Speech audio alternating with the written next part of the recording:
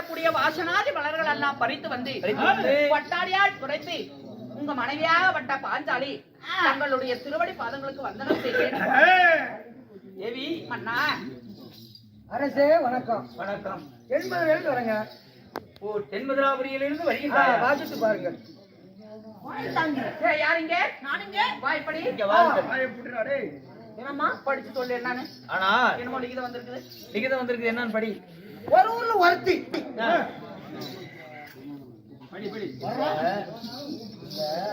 ஒரு ஊர்ல ஒருத்தி அவ்வாறு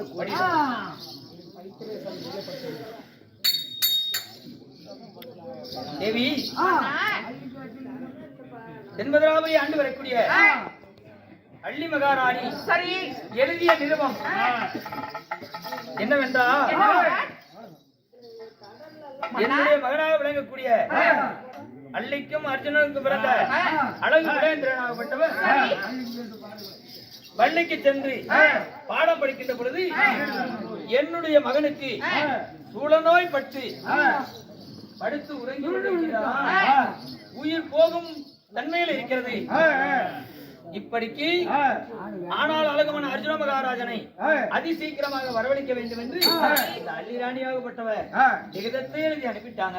வரவில்லை என்றால் அள்ளி ராணியாகப்பட்டவர் படையெடுத்து வருவேன் என்று சொல்லியிருக்காங்க.